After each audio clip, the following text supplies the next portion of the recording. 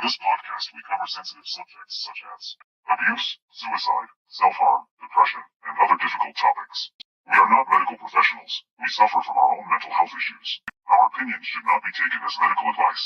Dred the Stigma is for educational purposes and awareness for mental health only. All right, and welcome to Dred the Stigma. I am Otis B. Dreads, of course, the lovely Lydia Manson joining me once again. Episode 4. It is June 2nd, which means a couple different things. I was not aware that it was PTSD Awareness Month, for one. That it is. And inside this month is PTSD Awareness Day, which is June 27th. And then you brought it up to me, in which I had seen earlier. It's Men's Health Day or Men's Mental Health Awareness Month. And how crazy. I mean, because both our guests, Sir Alister Aaron and Benjamin. How do you pronounce that last name? I forgot to ask.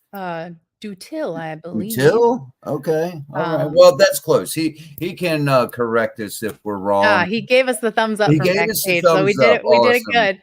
We got it. So last episode we talked about breaking the stigma within the career of like law enforcement. So we decided to go more towards military with this episode. So what better way to talk about military and mental health than having two veterans come on and share their story with us. So if you would want to bring our guests from there out onto there we go. Benjamin, welcome to the show. Alister, welcome. How are you? To the show. Ben, you're on mute. Hold on. There you go. There we go. There he is. Hey, it wouldn't be a live show without the internet gremlins, right? And some kind of mishap. But welcome to the show, guys. I appreciate your time Thank with you. both of you and speaking with us. Because it is a sensitive subject. We have two different perspectives here. From what I understand, Benjamin, you deal with the, PTSD and the backlash of being active duty. Alister, you do not, but are friends with. So you're bringing the friend perspective in. How about we start with you, Alister? Why don't you just let everybody know, about Alister, your military, background, things of that nature, and then we'll get into this. Sure, no problem. So I'm Alister. I joined the Army in 2013. I was always in the reserves. I never was active duty. So for the past almost 12 years, because I'll be getting out in January, I've been drilling every single month, going to my trainings periodically throughout the year. And it's a different perspective from active duty as far as mental health is concerned, because we don't have the ability to see everybody in the unit all the time. So it's very difficult to get that baseline of how somebody acts. And, when we go back to our civilian life, there's marriage complications, job complications, there's things that happen the other 28 days out of the month, then I only see them for 2. So there's a lot more mental health things that go on our side than people realize. And we have a lot of trainings throughout the year to help recognize somebody who might be struggling with something and they don't necessarily want to talk about it, and how to work it through to the best of our ability. And that's pretty much my service. I was a mechanic, and I stayed stateside the entire time. There were a couple times where I was potentially going to go overseas, but nothing ever came to fruition. Oh, okay. Yeah. Benjamin, who is Benjamin? Well, I did 2 services actually active duty. I was in the United States Navy and the United States Army. 4 years Navy and 10 and a half in the Army, both active duty, as I said. 3 deployments overseas. Yeah, it was nuts. So first one with the Persian Gulf, that was like a really easy deployment when I was in the Navy. I didn't really do much there except for, I was a firefighter in the Navy, so I didn't really do much. But an Army perspective, 2 tours in the sandbox, as you would call it, 12 months in Iraq and then 15 months in Afghanistan.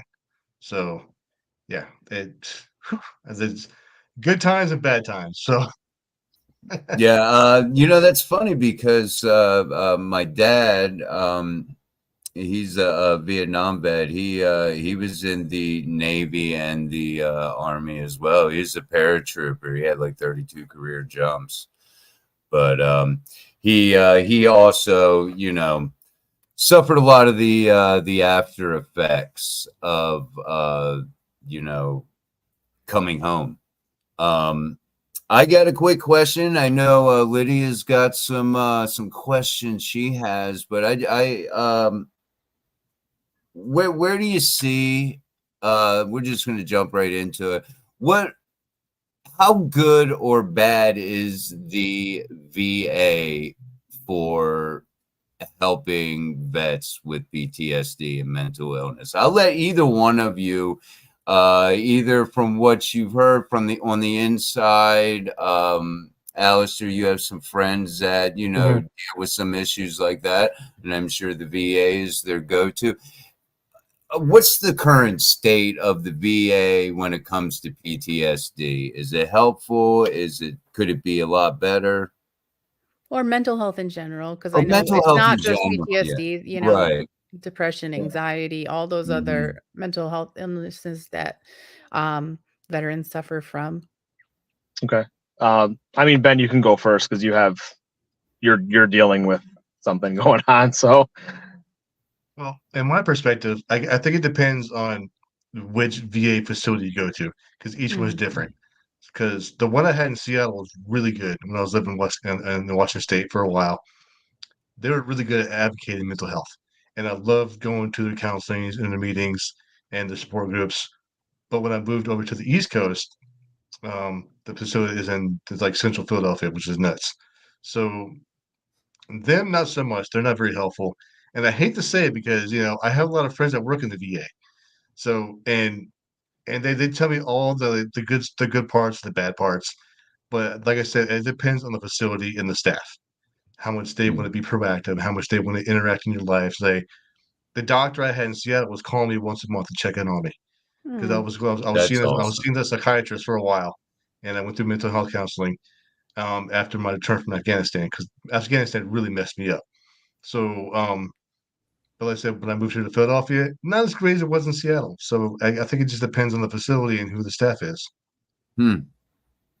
Yeah, that's what I've heard too, as well as I mean, there's tons of pamphlets that we have trainings. There's always different phone numbers to call, and you can talk to your what we call a first line leader, and you can follow your leadership and try to get some advice that way on the reserve side.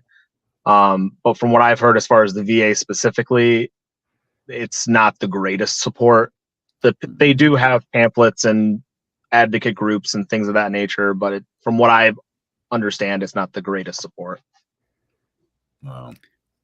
When doing some research for this episode, I did find that beginning in early 2023, it was passed that any veteran can go to any ER for free if they are feeling suicidal. So if you are having trouble with the VA, if they're not getting back to you, those things, there is that option to go to any emergency clinic and get help if you are feeling that you want to end your life. So I thought, it's good that that option is there, and maybe people don't know about it. So hopefully this helps, even if it helps one person realize that, then that's good enough for me. But right. Yeah, that's a good point because I think, and maybe I'm wrong, but I think that, vets may feel like, they're obligated to go to the VA, or maybe they feel they're going to get, better treatment there. I don't know, but I wouldn't think that would be a problem. They're just, you guys are just people like us, man. I mean, why couldn't you go to an emergency room? mm-hmm. Well, I think that in my opinion, just from dealing with it on the reserve side, is they're afraid of losing paperwork and, not being eligible for disability and certain claims down the road. When you're active duty, everything follows through a certain chain. But when you're dealing with civilian hospitals and they don't necessarily understand the military process and how to build things correctly, a lot of stuff gets lost in translation. So I think that may be like a reason why people focus to go specifically there, just because it's easier.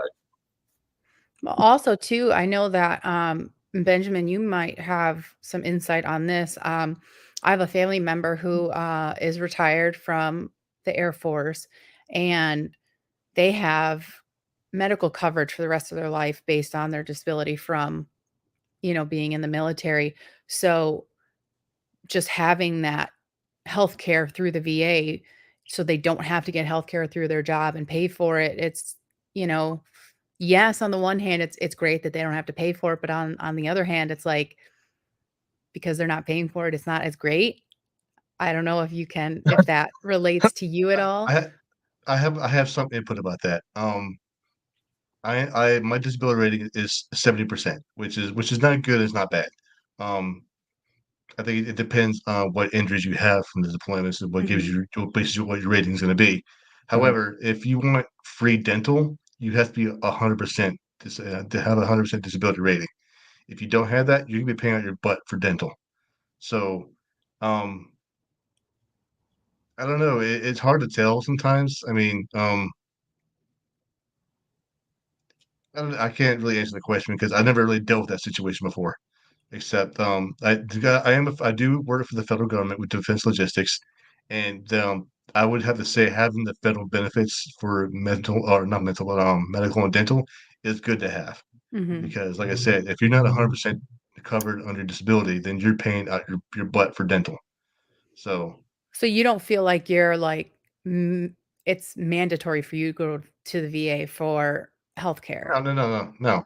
I mean, I do the VA 'cause it's free, but there are some clinics and hospitals that do fall under the VA network, Oh, like okay. Cooper Healthcare here in New Jersey falls under their network, which is great. I could walk into any Cooper, urgent care or ER, and everything's free for me there. I won't get charged for anything. Oh, But that's great. any other hospital, I don't know. I think it has to fall within the VA network. If it doesn't, you're going to be paying a copay and a huge hospital bill. Right. Which I'm sure does not help with if you're struggling like mentally, like now you get a huge bill for something that, Correct. you're even pushed farther over the edge. So Ben, I know because you do have these issues. Are you comfortable speaking about them? Yeah, I am totally. It took me a couple of years when I returned home from Afghanistan. It took me a while to open up after Mhm. what I've endured and within the sandbox. I mean, I can tell you stories that'll probably give you nightmares. So it's just I can talk about anything. So it depends on what you want to know. I can tell you. But yes, I do What are suffer you PTSD. what are you struggling with? Majority of the time it's PTSD. I mean, I could be sitting here, I hear a loud bang, and I jump out of my skin, which is Mhm. nuts. Um, or I remember driving down the hot road one day and a car backfired. I had to stop and pull over, and I was like, "Holy crap! What the hell just happened?" Mhm. And it scared me. And fireworks, I've gotten to the point where I got over fireworks, but yeah, it was crazy. The anxiety is okay. I got a lot better. I'm taking medication for anxiety, and I do have other ways to cope with it. I have 3 dogs, which is really great. So, the dogs help me a lot with my anxiety and depression, and my fiance, she's great at supporting me as well because she knows what I went through. No, that's great. I'm glad you have that support system. You said that it took you a couple of years to be able to talk about it. So, was that because you just were did you have did you feel like there was a stigma that kept you from talking about it, or were you just you weren't ready, or you just didn't think anybody would understand? I guess it falls under all those categories. I mean, at first, I wasn't ready to talk about anything at all. I Mhm. mean, if I heard words like sandbox or like trigger words like Afghanistan, combat, whatever, I would just really just shut down. So, but other than that, I mean, yes, it took me a while to get it, but now, like, I can talk to anyone about what I endured over there. So it just depends. I mean, everyone's different when it comes to handling all the situations. Now, Alister, you said that you have friends that are going through things. Do you find that it's difficult for them to open up to you, or do they come to you? Like, are they comfortable coming to you to talk about it? One does in particular. They'll come to and talk to me. I went to high school with him. He joined while we were in high school, and he deployed immediately. I mean, that was like his big thing, because I graduated in 08. So if you join the military in 08, you're 100% going overseas. And he was 11 Bravo, which is infantry. And that was like his dream. I mean, this kid was like 12 years old, wanted to join the Army. That was his big thing. And he went. And when he came, because I went to school with him, when he came back, it took him a long time to open up to me, probably about 4 or 5 years after he got back. But I mean, he doesn't even want to talk about the fact that he was in the service anymore. Whereas that was the complete opposite of what he was, growing up. I mean, he doesn't want to, like, there's some people that are really, really proud of their service, which they should be. They have the bumper stickers, the hats, the shirts, whatever. He doesn't he doesn't want to be, the reason why he doesn't even wear those things is he doesn't want the conversation to even come up. He doesn't have any tattoos that you can see, like some people have like their, insignias on their arms and certain sayings and all that. He doesn't even want the conversation to come up, and that was his trigger, and I don't know specifically what he saw, because he didn't want to get into too much detail. But he struggled for many years, drinking, got into drug use, and it was a problem. But he opened up to me a little bit, and we were able to work through it, and the best we can. He's in Florida now and doing a lot better for himself. Okay.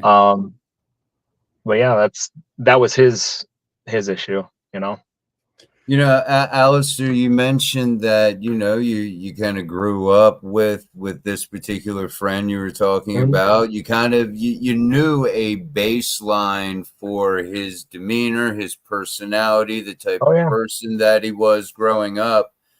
And then you seen a completely different, person. I've heard the phrase, vets come back a ghost of themselves. Like there's something missing from this person, something that was taken away due to a traumatic event.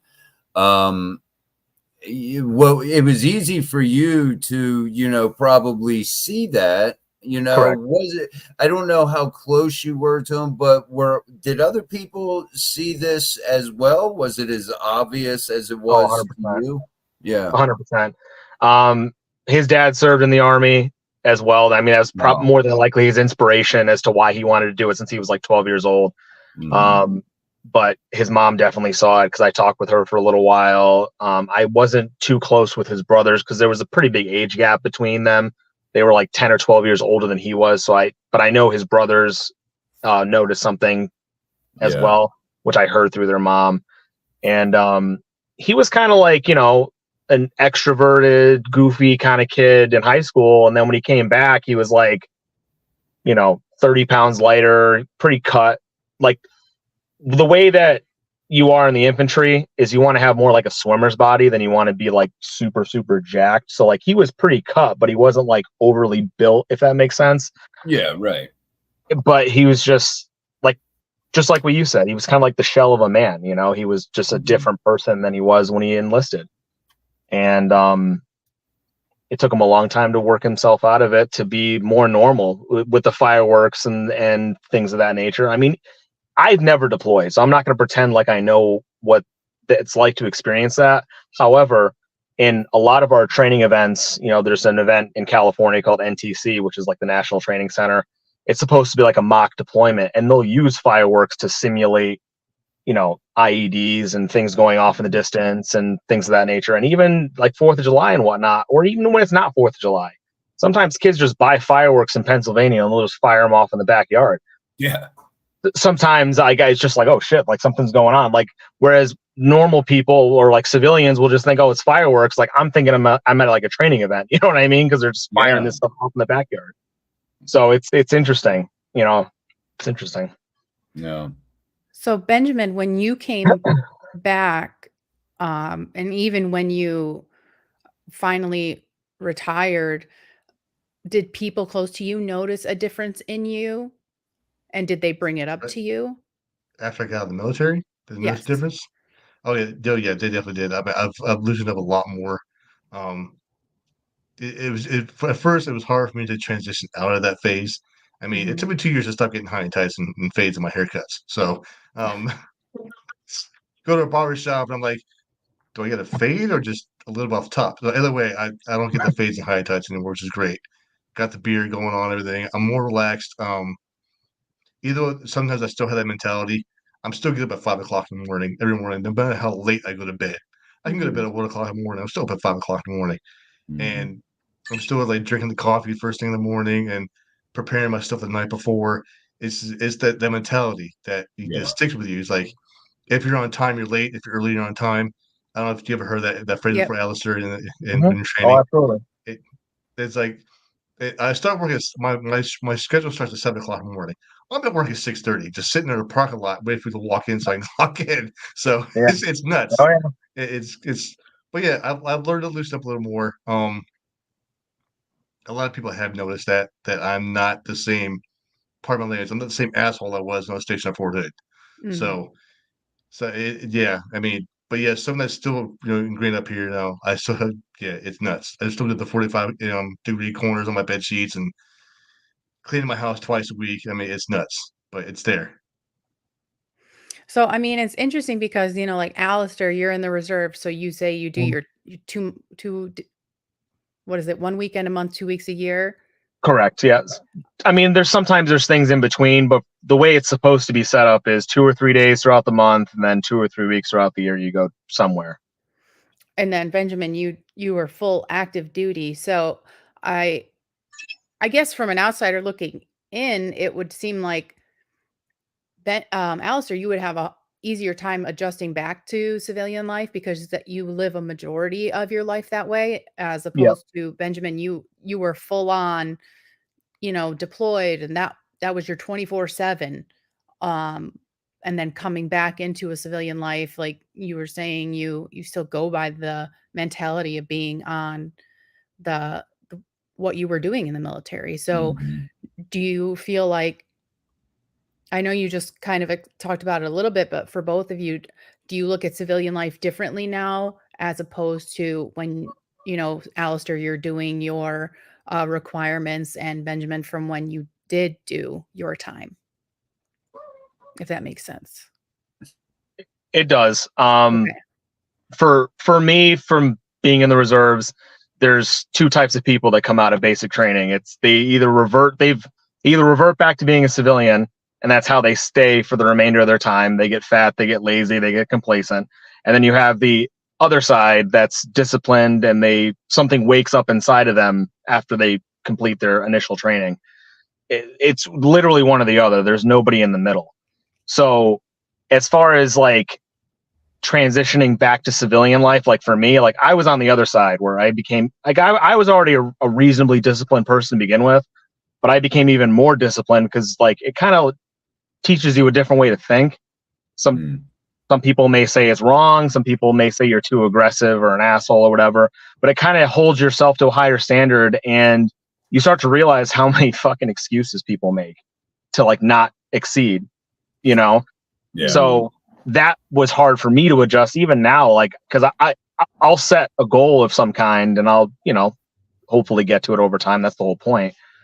But it's hard for me to relate to other people that constantly make excuses. So I guess that would kind of be what you said. Is it hard to relate to other civilians? That's my struggle. It's just like, stop making excuses. You know what you need to do.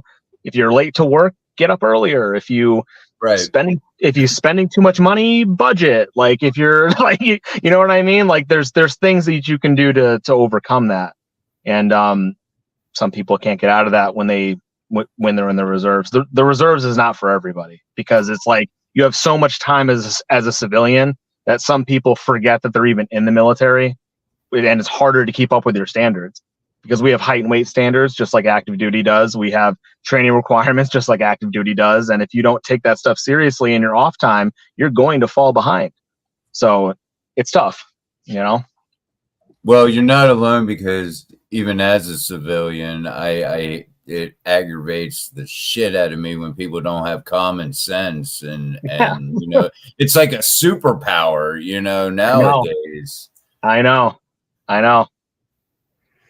What Yeah, go no, ahead. Go no, ahead. no, no, no, no. You go. I I feel like I've was been I doing all the was talking. I was, because I have, obviously, I've never been in the service. I do, though, have what they call complex PTSD, and I know that there are a lot of therapy options out there that don't even involve medication. I'm on medication. My medication has been working okay. I still have issues now and then. I wanted to ask you, Benjamin, because we don't want it all doom and gloom throughout the whole show. What's been helping you?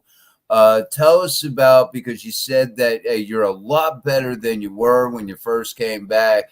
Tell us what you've done to take and be that better man, and not let the past affect you so much. I took up hobbies, of course. So Yeah, fishing is relaxing, of course. I love going fishing.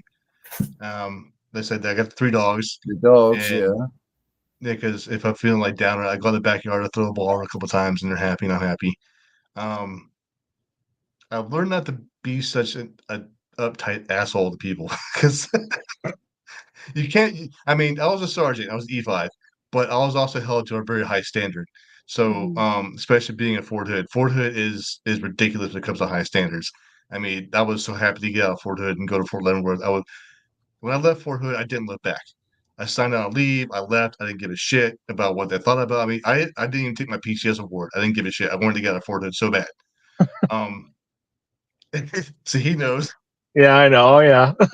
I skipped out the PCS award. They wanted to get a PCS award in the ceremony. I was like, no, you can keep your AAM. I'm getting the hell out of here. Screw you guys. So, but Fort Leavenworth was more relaxed than it was Fort Hood, a lot more relaxed. So that was easy for me to adjust back into it. But when I first got there, I was a hard ass because I was at Fort Hood for 8 years, and it was just it's like go do this, go do that, stare at this, stare at that. You know what? It's like fucking Gestapo at Fort Hood. It's nuts. And Fort Hood starting they started slowly integrating into a trade outpost. And you know what trade off is, the trade off, Yep. the training doctrine post.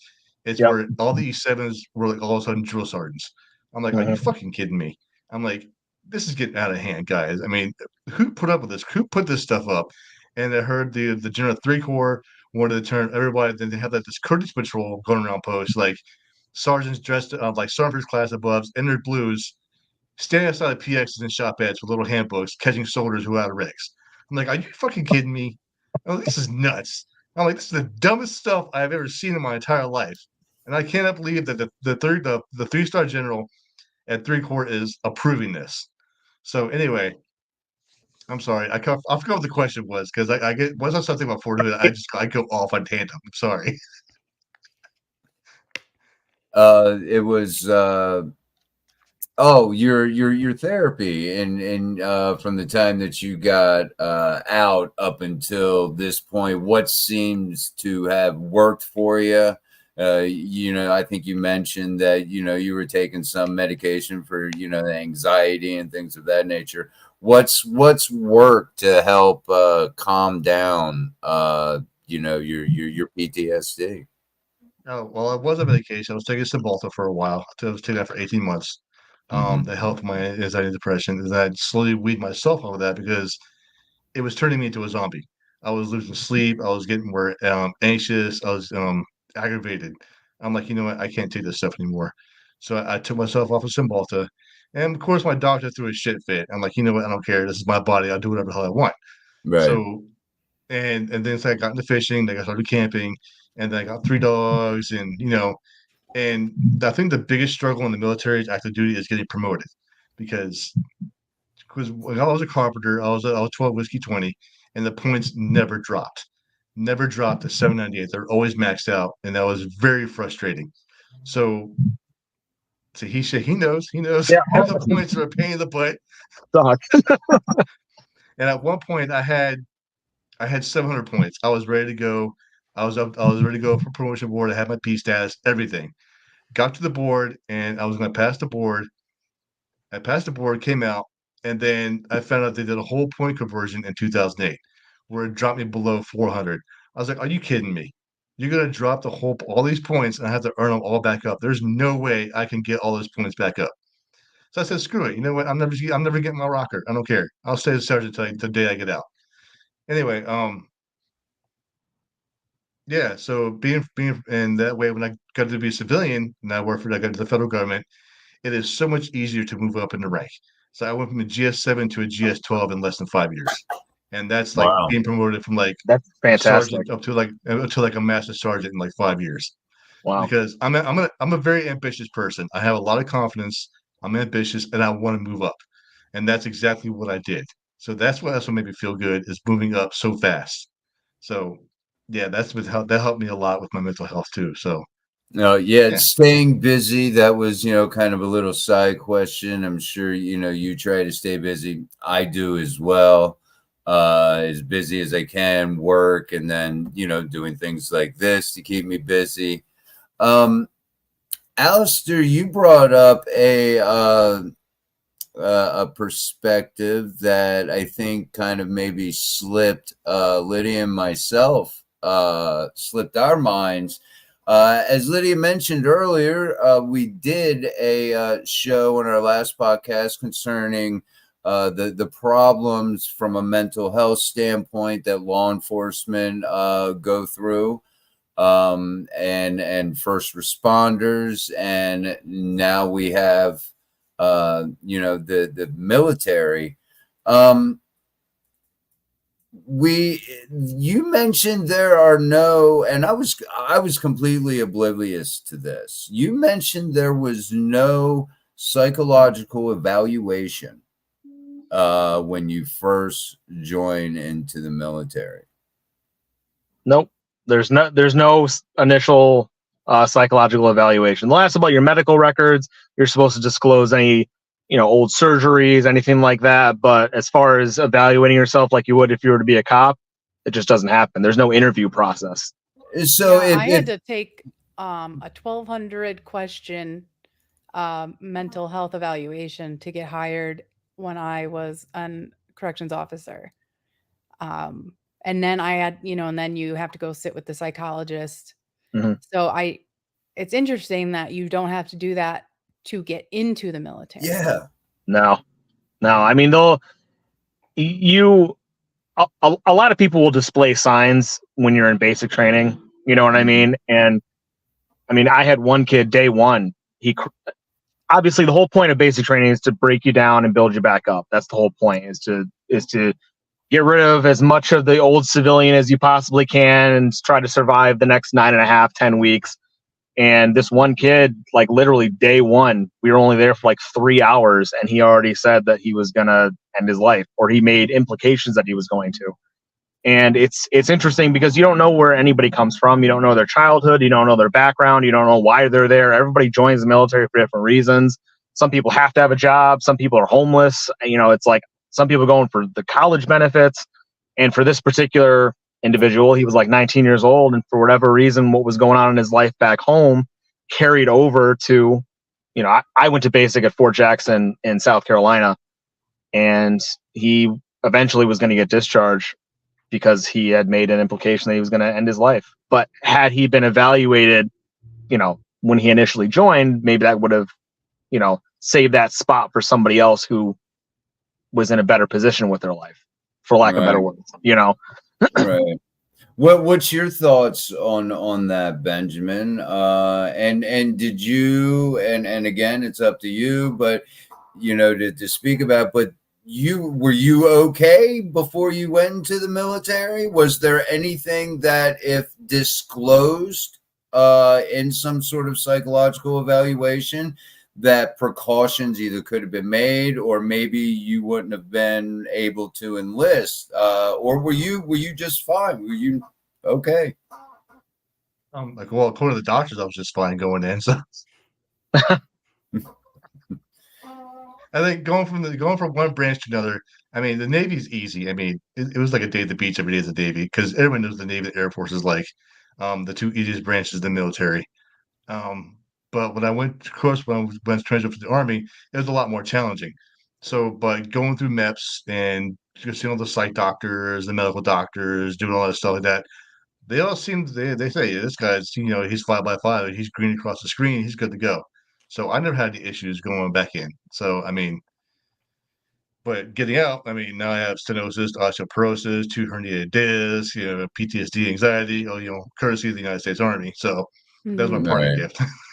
So, so you said seeing a psychologist, so that they did talk to you in the beginning about your mental health background. Yeah, well, in the Navy, I didn't experience anything trauma.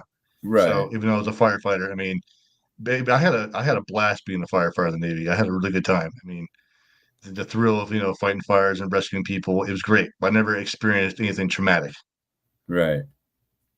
So you just kind of got by on your previous experience, and they didn't worry too much about what was going on. No, they're like, he's good to go. They signed all the paperwork, and yeah, I was off the basic training like 3 days after. So it's absolutely mind blowing that I think it's much trauma and horrible shit that law enforcement see. Military's 10 times worse. Exactly. I mean, why would you not, sit down and try and get a little bit of a, psychological background, see if this person, they do take a lot of, time to make sure you're physically fit. I know a buddy of mine could not get in the military because he couldn't be, due to previous back problems, he couldn't bend down and touch his toes. He was not allowed to join. So there are some things physically that will hold you back, and they do look for, but they don't seem to really look much if they're not given an evaluation. They're not looking much into the mental health aspect of it. I think it's just because we're out of the public eye. No. It's like nobody has their cell phones out. You know what I mean? There's not security cameras that backfeed to Facebook. It's just we have our own judicial system that we have to follow, so it's like, I think it's really just, they have to evaluate the cops because it's a liability issue. The government can bury whatever they want to bury. So the cops are more in the public eye. I get that. Yeah. I think that's probably why. Throughout your time in the military, do they do evaluations to see how you are throughout your time? No, I mean, not as an individual. I mean, if you have something going on, they always say reach out to us. But as far as like an actual interview, I was never interviewed. And Benjamin, for you, did like throughout your time? Well, me being probably one of the, I wouldn't say the smartest people in the room when I was in the military, but I did implement squad leaders check up on their soldiers at least twice a week. Because you got people going divorces, people who get DUIs, people who were suicidal, people who live in the barracks too long. I lived in the barracks for 8 months and I was depressed. I couldn't wait to get out and get housing. But the soldiers going through everyday things. And like, I got divorced while I was in the Army. I came back from Afghanistan and my wife wanted a divorce. So that was really heartbreaking. And so I knew what I was going through, and I wanted to know what my team members were going through because, being a team leader, I had 12 soldiers under my charge. That's 12 soldiers I had to look out for, their mental health, their well-being. And I implemented the idea, hey, let's do a worksheet, like do like a study guide and their counseling packets, and let's check up with these guys at least twice a week to see how they're doing. And whoever had like the most things going on, like divorce, DUI, we would consider them high-risk soldiers.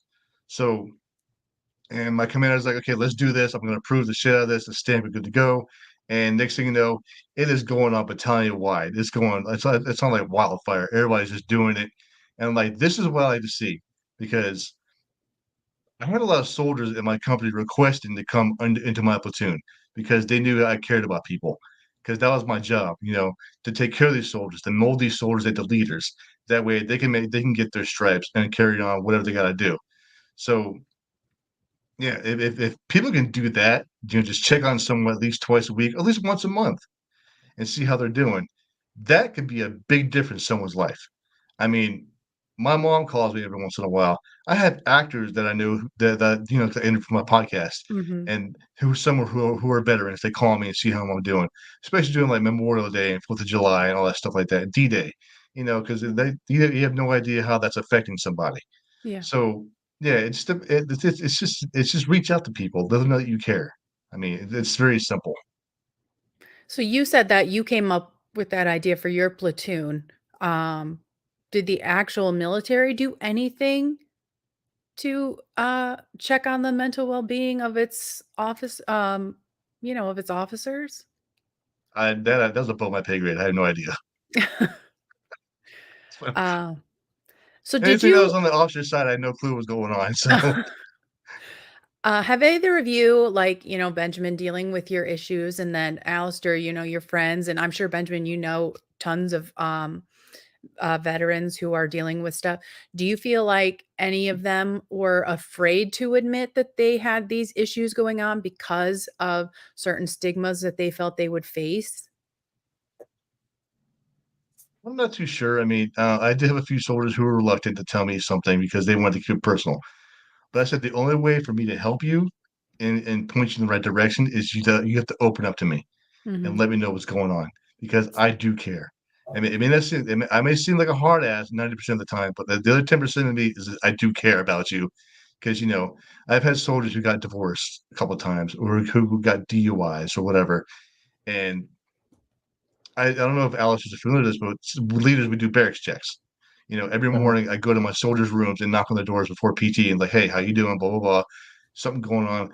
Come find me later after PT and we'll talk like around lunchtime. I'll take you to the food court. I'll buy you lunch. Let's have a chat. Let's see how you're Yeah. doing. But yeah. I mean, that's how it was for me. I don't know, but on the officer side, not a clue. Alistair, did you your friends that are having issues, do you feel like any of them didn't want to talk about it because of certain stigmas that come with it?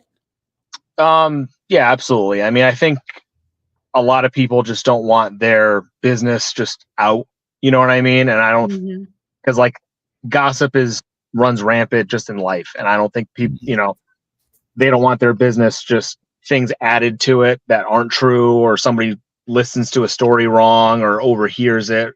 So I think that part of it is just trying to keep it as private as they can. But at the same time, just like Bennett said, I can't help you if you're not willing to open up to some degree, or at least point you in the right direction. Mhm. um I mean, I can only give my advice based off my experiences. So if I want to help them to the best of my ability, that's all I can do. But if it's something that I can't help with, like if it's a real mental health crisis, I can at least show them, the pamphlets that they have out in the office areas and different phone numbers, and possibly look up some doctors on Google or whatever, Right. if they want to go that route.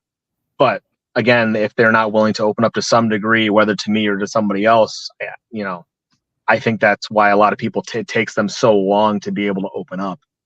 Mhm. Yeah, yeah, and our last show, talking about law enforcement, and we had a documentary filmmaker on, and that documentary, dealt specifically with law enforcement and what they go through and the trauma they experience.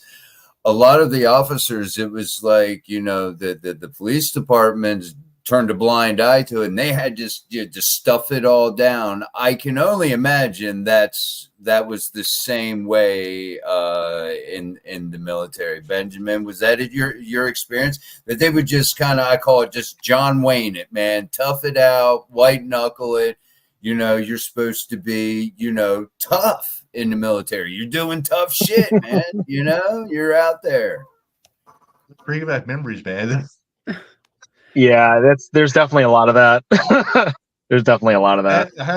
I had a lot of sergeant first class E7s who were former drill sergeants as platoon sergeants, and come with the ranks. I came to the army as E4 specialist because of my prior service. Um, there were several times that I was told to suck it up, or like Yeah. get your shit together, or yeah, I get it. They're former drill sergeants. It's what they do. I mean, they're there. Right. I'm like, all right, dude, you're not wearing your brown round anymore. There's no more. No reason to be a hard ass. I get it. You were a drill sergeant for 16, 19 weeks, whatever BCT you're at too. So yeah, I was told suck it up or nut up or shut up. I mean, you've heard that before too, right? In Zombieland, and I had some people tell me the same shit. And I'm like, you know what, this guy's right. And then it kind of stuck with me a little bit. So I'm like, either I got to tough it out. I mean, you got to get through it some way. But at the same time, they also understood, I'm having problems at home or whatever, blah blah blah, and they sit down and talk to me. But on the outside, they want to make themselves look good. It's like, hey, dude, shut up or suck it up or whatever, buttercup, and carry on. Or get up, soldier. Carry on. Yeah, Right. Sometimes, I've said it to my son, because we work together, and he'll, and I'll tell him, I don't know where I've heard it from, but I'll tell him, suck it up, soldier. And that's just, it just pops out. Like I said, I have no idea where it came from. So, that's nuts to me. It really is. What you guys go through to almost have it. I don't know. It's not taken serious enough. I don't think. But I will say that I had one drill sergeant who was a bit AIT, and I love this dude. I mean, he was a hard ass, but I understood where he was coming from, and we both understood each other. And I've known this guy since, like I said, he's a sidewalk drill at AIT. So, but yet I'm still friends with him on Facebook and social media all these years later because of the advice that he gave me, like all the leadership guidance that he gave me. And the stuff he had 3 words. What was it? Standards, disciplines, values. Those 3 words always stuck with me at every job that I've been to, and I've always applied that, and that helped me, go from GS7 to a GS12 in 5 years because you have to apply yourself, and I get that. And I keep reminding him every time I get a promotion work. I sent him an email saying, "Hey, thank you for the hard ass advice you gave me in AIT because it stuck with me. And if you didn't give me that advice, then I wouldn't be where I'm at today." So all of it's not that bad. But like I said, I'm going to say his name. Eric Arredondo. You're one badass dude, and I love you. I mean, Thank you, you Eric. were the best, the best drill sergeant I ever had. I mean, because the way he moved up fast, he was my role model pretty much. And I tell all the people I know, all my friends on Facebook, was like, yeah, my son's joining the army, blah, blah, blah. I was like, well, first of all, when he gets to his unit or her unit, find a role model. That's the first thing you want to do. Because the drill sergeant I had in IT, a couple years later, he wound up becoming my first sergeant in my company, which is, I was happy as a pig in shit when I found out that day he was being the first sergeant in my company because I knew that if I wanted a leadership advice or guidance, I can go straight to him because he was the person I go to. So, and he's always had some kind of effect on my life, and I love that dude. If I can kiss him, I would. I mean, but he probably wouldn't take it anyway. And then he went from first sergeant up to command sergeant major in less than a year. I was like, this dude is moving up quick. So yeah, I'm gonna follow his guidance no matter what. So that's awesome. Yeah, always want to surround yourself with good role models. So in doing some of my research for this, you come across like certain statistics that just kind of like jump out to you. And one was, it was a report from the Substance Abuse and Mental Health Services Administration. And they said that more than 5 million veterans were suffering from mental health issues in 2020. So it's a few years old, so I can only imagine that number is higher now. And it said that same year, after adjusting for age and gender in the population, it was shown that veterans were 57.3% more likely to end their lives than non-veterans. And I just thought that that's a huge number. Yeah. And those are based on numbers from 4 years ago. So, I would say that those numbers are probably higher now. I can't say for certain, but I mean, logically speaking, I would say yes. And then it went on to say that recent studies have shown that more than half of all vets are not receiving timely treatment for their mental health issues. And this rate rises closer to 90% for vets with substance abuse disorder. So I'm sure both of you know veterans that are dealing with like alcoholism and, drug abuse to deal with their issues. Like, is that true for both of you? Is it true that we know somebody struggling with that? I mean, would you say like, people that have gone to substance abuse to deal with their issues for mental health from being a veteran? Oh, 100%. Oh, yeah. I've had quite a few soldiers come to me and tell me that. Say, hey, Sergeant, I did drugs last night. I mean, what can I do?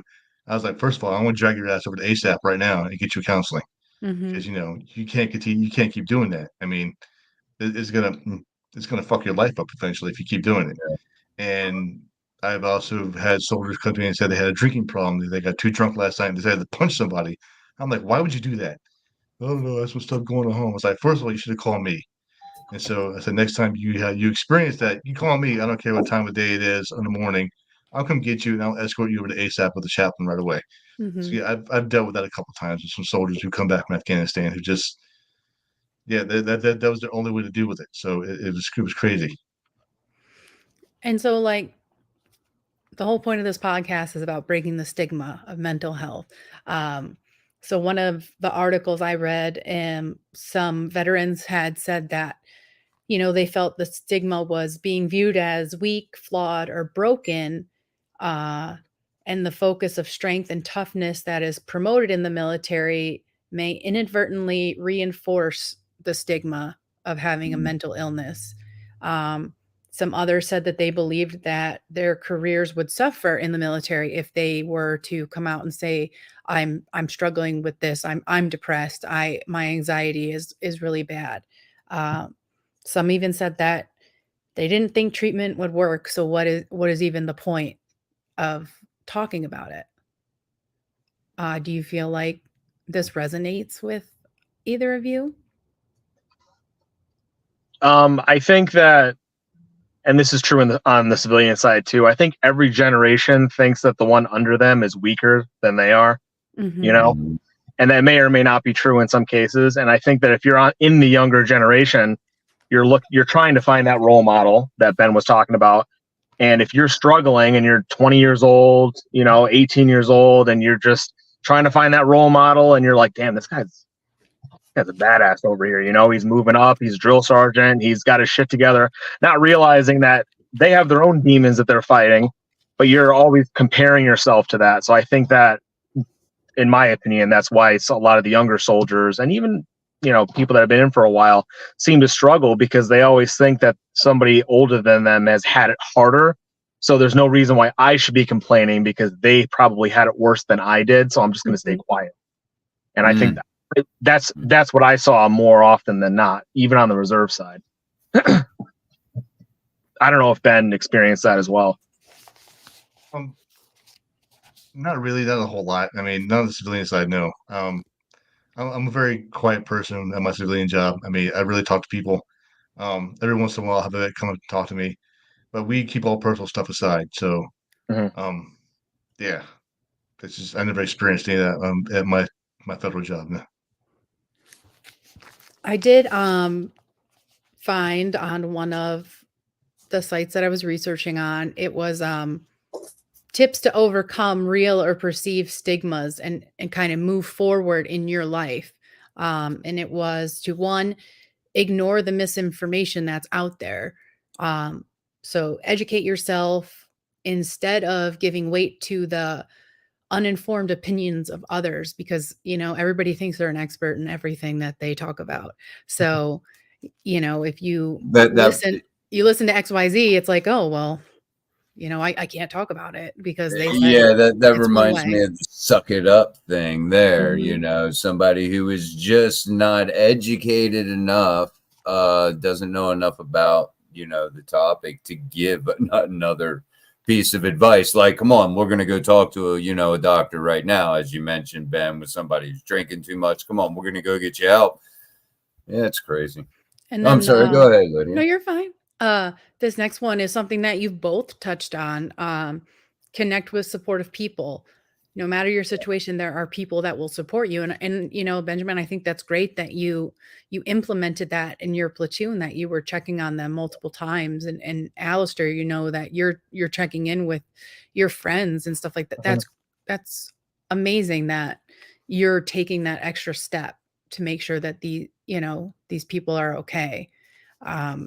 It only takes a couple, a minute or two, to send someone a text or pick up the phone. Hey, how you been? How a 5-minute conversation, as you said, Alister, could mean the entire fucking world to somebody. You may be catching them in a down mood, and that 5-minute conversation could mean the world to them and save their life potentially. Well, like what I've noticed is they got to understand that it's genuine. They got to they have to feel like you're actually asking them. I'm not asking you because the Army wants me to. I'm asking you because I genuinely want to know. So once somebody, in my opinion, can recognize that, it becomes easier to bond with them versus, oh, he's only asking me because First Sergeant told him to ask. It's your job or something. Right. He's just filling out some paperwork. That's the only reason why he's asking me versus, hey man, you want to catch a movie tonight? That's a totally different, scenario. It goes on to say that don't let your illness define you. Give yourself compassion. You're worthy as a person, no matter your illness. And I know that sounds corny, but I think if you are struggling with mental illness, especially as a veteran, because as we said, you have to be perceived as this strong person. I think you need to cut yourself some slack. Like, admit that you are struggling, and you're trying to work your way through this, even if you are quote unquote that tough guy on the outside, like you can still deal with things on the inside and work through it. And also, it was just get the help you need. Providers are not there to judge you. They're there to help you, and beginning treatment will lessen the weight of the stigma. And you will realize that you aren't weak and you're not defective because you're struggling with this. And I did want to say that the VA General Hotline is 1-800-827-1000. So if anyone needs to, any veteran that is watching or may watch in the future is listening, you can call 1-800-827-1000 and, tell them what is going on with you. But we are closing in on the end of the show. Is there anything either of you would say to a veteran that is dealing with mental health, like any advice you would give them or anything you would want them to know? Get help immediately, because if you wait, like I said, I waited 2 years to walk into a hospital and get help, and that was probably the worst things I ever did in my life. So get help immediately, because if you don't, it's going to eat you at the core, and it's going to suck. So just do it. Don't wait. Yeah, I would agree, because there's no situation that's unique. You may think that yes, there's certain details that might be specific to you, but the overall broad, there's thousands of service members that have gone through divorce. There's thousands of service members that have trouble with custody agreements. That was a big thing, not being able to see their kids. So there's a lot of people that have gone through similar situations. So just reach out. There's pamphlets all over the place. You're never alone. There's always somebody to talk to. And it's not going to happen overnight. It's one step at a time. So. Oh yeah, absolutely. Dealing with my own PTSD, which is in no way, shape, or form, and at the level, but and I probably shouldn't say that because no matter what traumatic event it is, it still sucks for the person dealing with it across the board. Vets, law enforcement, just your everyday Joe and Jane. It's tough, and sometimes it is tough to reach out. You don't think people care. Well, we're here to say that there are people out there, that care. And I know that firsthand. Hell, Lydia, not that long ago, reached out to me. She was seeing posts that struck her odd, and reached out to me. And that's all you got to do: pick up the phone, send a text, and that's the important part about reaching out to somebody instead of waiting for them to reach out. If you know that they've had issues in the past or are suffering, they may not tend to reach out, to get help. It may be a thing with them. So that's why it's important to reach out. Thank you guys so much for joining us. And thank you for your both. service. Yeah, I was just going to say thank you both for your service. I know, just a little bit from the vet side, from my dad. And it is tough. He didn't reach out. He was that John Wayne guy. He was the tough one. He didn't want to reach out. He white knuckle, and he did it his entire life. Unless I didn't know about it, he never went received any help. He just kind of white knuckled it. But thank you guys so much. I'm glad that you seem to have all your help and whatnot in order, Ben, with the 3 puppies. They'll do wonders. Pet your dog, trust me, it'll lower your anxiety. And thank you, Alister. It looks like you were sitting in your car. It's gotten dark, and now I know. I'm trying to keep. Yep. Oh no, we can see your face fine. It's just like a max headroom, kind of floating around there. But that was awesome. If you guys got a minute, we're going to close out the show. Come back, say goodbye to you when we're not live, when we're off the air. If you guys have a minute, we'd love to say bye to you all. So we're going to pop you in the back, and we'll talk to you here in just a moment. That was it's great hearing what people, I mean, it's not great to hear that they have gone through these struggles, but it's great to see that they've come out on the other side. Absolutely. It's a message of hope, if you will. Of course, what we talk about here on the podcast is hard. They're difficult topics and subject matters, but there has to be hope for some of these, really difficult mental illnesses that everyone goes through. 1 in 4, 1 in 5, I think, people have a mental illness. If you don't know somebody who does, it's probably you. So, I mean, that's the sad reality of it. But yes, definitely, reach out. I hope this was informative for you guys. And don't forget, give somebody a text. Give them a little welfare check. Lydia, what are we doing next show? We got a good one, I think. Next show, we are going to be talking about relationships and mental illness.